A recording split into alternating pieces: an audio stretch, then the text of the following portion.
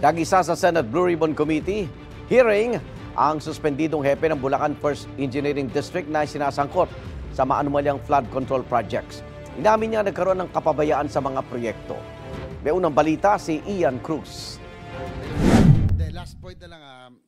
Aminado si Engineer Henry Alcantara, may kapabayaan siya nang magtiwala sa pirma ng mga tauhan niya bilang hepe ng 1st Engineering District ng Bulacan. Naka-preventive suspension si Alcantara ngayon sa gitna ng alegasyon na may ghost flood control projects sa Bulacan 1st District Engineering Office. Ayon kay Alcantara, pumirma rin siya sa mga kontrata at proyekto dahil nagtiwala sa pirma ng kanyang mga tauhan. Ngayon, pipirma ka doon sa papilis para mabayaran yung ghost project na yan. Sir, diba? If I may explain po, Your Honor. Hindi, tinatanong ko, pumipirma ka ng papel, di ba? Yes po, para Your Honor. makaklaim sila ng full payment. Yes po. Okay. Ibig mong sabihin, pumirma ka ng papel ng isang ghost project, district engineer ka, tapos ngayon magmaangan ka sa harapan namin na hindi mo alam dahil inaasa mo lang sa mga tao mo sa baba. Pag may pirma sila, pirma ka lang rin. 5 taong nakaupo si Alcantara sa Bulacan bago nilipat sa Region 4A nitong Hunyo. Nang marinig ang State of the Nation address ni Pangulong Bongbong Marcos, nagpa-audit siya sa mga dating tauhan sa mga flood control project nila sa Bulacan, sina Engineer Bryce Hernandez at isang Engineer Galang. Doon nalaman na may mga problema nga, kaya nag-report daw agad sila kay nooy DPWH Secretary Manuel Bonoan. Isang kaupo lang po na construction chief ang nagpunta po sa akin. Dalawa po actually, si Engineer Galang, ang hepe po ng planning.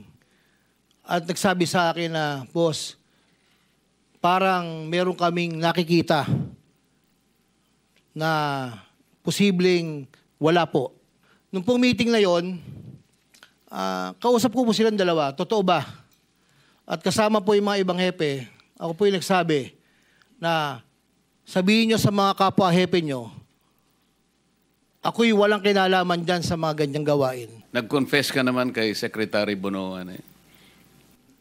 Nag-report po ako na may possible pong... I'm not saying that you reported. I am saying that you confessed to him that an amount of something like 7.3 billion was really wasted on flood control projects. Wala pong ganong teorya po, Your Honor. Isa sa pinasight for contempt ng mga senador si Engineer Hernandez dahil sa di pagdalo sa pagdinig. Inungkat din ng mga senador ang pagkakasino umano ng grupo ni Alcantara. Pero yung grupo niya raw po, hindi lang kayo shopping buddy, pati po sa paglalaro. Yan po, dapat po verify paano ho kayo nakakapasok.